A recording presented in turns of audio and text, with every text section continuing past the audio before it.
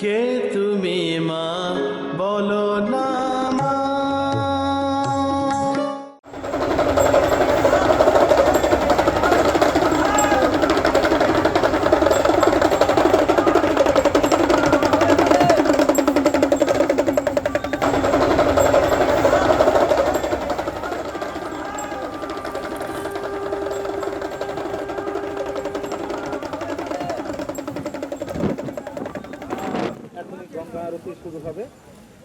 রামকৃষ্ণ দিগদর্শন সেবাশ্রম সংঘের পরিচালনায় বিগত বেশ কিছু বছর থেকে চলছে।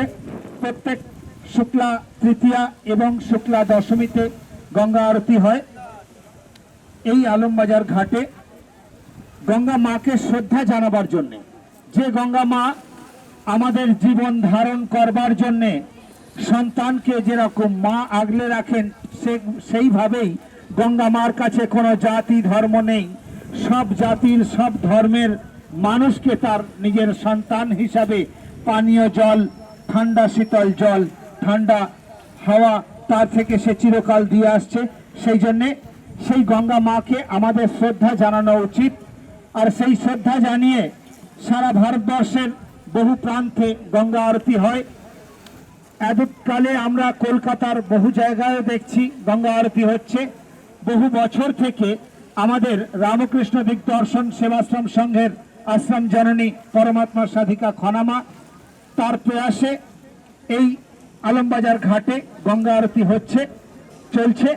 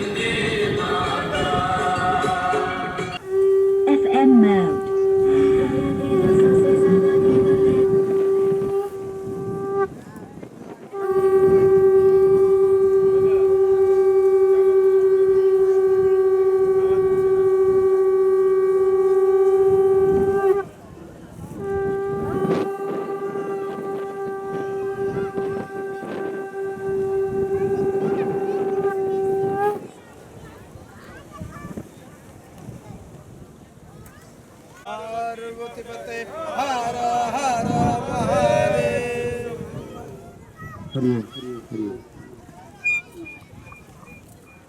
যে তোমরা এই যে ধৈর্য ধরে গঙ্গা আরতিটা দেখলে, নিজের চোখে দেখলে, যদিও আজকে আলোর ঘাটতি আছে, কিন্তু আমাদের চোখের আলোর জ্যোতি দিয়ে আমরা সবাই উপলব্ধি করতে পারলাম দেবী গঙ্গার পবিত্র আরতি তোমরা দর্শন করলে।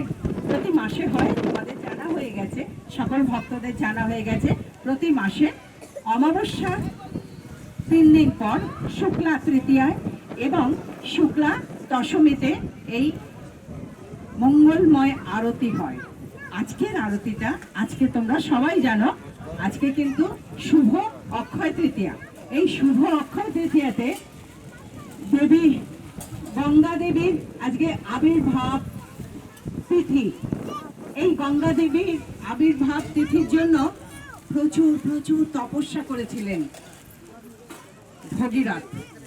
এই যে রাজা ভগীরথ তার জীবন তুচ্ছ করে প্রচুর তপস্যা করে এই গঙ্গা দেবীকে ধরাধামে এনেছিলেন আমাদেরই জন্য, আমাদের মতন সকল মানুষের, সকল জীব, প্রত্যেক গাছ, জীব, জন্তু, মানুষ সকলের কল্যাণের জন্য, সকলের উপকারের জন্য।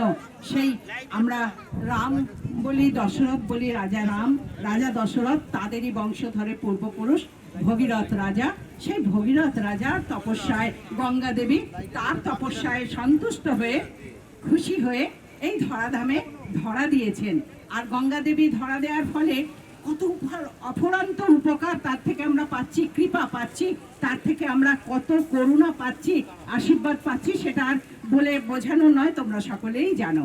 তো এই আজকে কিন্তু সেই দিন। আজকে তোমরা মনে মনে কল্পনা করো একটু হিমালয়কে, হিমালয়কে পুজো করার দিন। তো সকলের পক্ষে তো সম্ভব না, যারা এখানে আছি আমরা মনে মনে যদি একবার সেই হিমালয়কে কল্পনা করে হিমালয়ের প্রণাম জানাই, তাহলে ভীষণ মঙ্গল হবে, সকল আত্মার মঙ্গল হবে। আর কি হবে? শিব ঠাকুরকে স্মরণ করতে হবে, গঙ্গা দেবীকে স্মরণ করতে হবে, পূজন করতে হবে, ভগীরথকে, রাজা ভগীরথকে স্মরণ করতে হবে, পূজন করতে হবে। পূজন মানে তোমরা আর কি করবে? এখান থেকে প্রণাম জানাবে স্মরণ করে, তাতেই তোমাদের জীবনের কল্যাণ হবে, মঙ্গল হবে। আজকে দেবী ধূমাবতীর আবির্ভাব তিথি। দেবী ধূমাবতী মর্তে আবির্ভাব করেছেন আজকে সেই তিথি। আজকে পরশুরামের শুভ জন্মতিথি। তাহলে ভেবে দেখো তো, আজকের দিনটি কত ভালো, কত ভালো, কত ভালো দিন, কত ভালো তিথি আজকে। পরশুরামের আজকে শুভ জন্মদিন, আবির্ভাব তিথি। তাহলে আমরা একই দিনের মধ্যে গঙ্গা দেবীর আবির্ভাব তিথি পাচ্ছি, আমরা পাচ্ছি রাজা ভগীরথের আবির্ভাব, রাজা ভগীরথের তপস্যার দিন, আর পাচ্ছি কি ধূমাবতীর আবির্ভাব তিথি, আর আমাদের পরশুরামের আবির্ভাব তিথি। তো এনারা আমাদেরই পরম্পর মানব জাতির পরম্পর, সনাতনী ধর্মের পরম্পরা হয়ে রয়েছে। তাই আজকে দেখো তোমরা সারাদিন নানাভাবে নিশ্চয়ই পুজো অর্চনা এবং গঙ্গা স্নান, দান ধ্যান নিশ্চয়ই করেছো। যারা করেছো খুব আনন্দ পাচ্ছ। আর তাদের জন্য বলছি, আর যাদের নানান কারণে, নানান কর্মের ব্যস্ততার জন্য বা অজানা ছিল বলে করা হয়নি, তাদের জন্য বলছি, এখানেই গঙ্গার ঘাটে বসে তোমরা 108 বার দেবী গঙ্গা হর হর গঙ্গে, হর হর গঙ্গে, হর হর গঙ্গে যদি জপ করতে পারো, জপ করো তোমরা, আমি বলবো, তাহলে তোমাদের সকলের মঙ্গল হবে, তোমাদের সংসারের মঙ্গল হবে। সকলেই তো তোমরা সংসারী মানুষ, সংসারে তো নানান জ্বালা যন্ত্রণা আছে, ত্রিতাপ জ্বালা আছে। সেই ত্রিতাপ জ্বালার থেকে যন্ত্রণা, কারোর রোগ আছে, কারোর শোক আছে, কারোর দুঃখ আছে, কষ্ট আছে, শত্রু আছে, সব কিছু নিবারণ করার জন্য দেবী গঙ্গা দেবীকে প্রার্থনা করো। আর যদি পারো তাহলে 11 বার অন্তত পরশুরাম বলে প্রণাম জানাও। ধূমাবতী, এই ধূমাবতী হলেন শত্রু নাশের দেবী ধূমাবতী।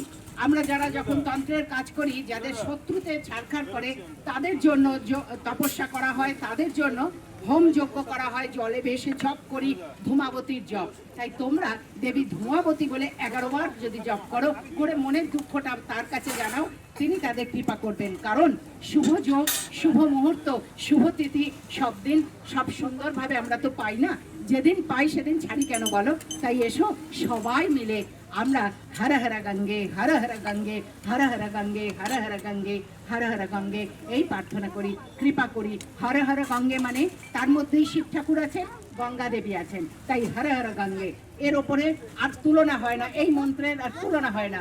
তাই সবাই মিলে মনে মনে হলেও বলো হর হর গঙ্গে, হর হর গঙ্গে, হর হর গঙ্গে, হর হর গঙ্গে।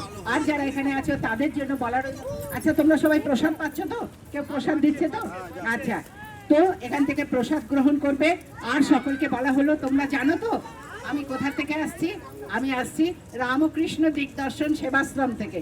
ওই আশ্রমে তোমরা আসবে, ওখানে প্রতিদিন প্রসাদ, অন্ন প্রসাদ দেওয়া হয় দুপুরবেলায় সকলের জন্য। তোমরাও আসবে, তোমরাও সেখানে প্রসাদ পাবে, দেবী দর্শন হবে। মা সংকটনাশিনী আছে, মা সংকটনাশিনী সংকট মুক্ত করেন, রোগ মুক্ত করেন, তার কৃপা নেবে, সকলের মঙ্গল হবে, সকলের ভালো হবে। এসো আমরা এইভাবে সনাতনী ধর্মকে আর এইভাবে নিজেদের মঙ্গল, সংসারের মঙ্গল করার জন্য যেগুলো করণীয় সেগুলোর দিকে ব্রতী হই। সেই ব্রতী হলেই আমাদের দুর্গতিগুলো কেটে যাবে। দুর্গতি কাটানোর জন্য একটু ব্রতী হতে হবে। তোমাদের সবার মঙ্গল হোক, তোমাদের সবার ভালো হোক, তোমাদের সবার আত্মশুদ্ধি হোক এবং ভক্তি বৃদ্ধি হোক, এই কামনা করে আমি তোমাদেরকে বলি, বহু আশা নিয়ে আমি এলাম এই পৃথিবীতে।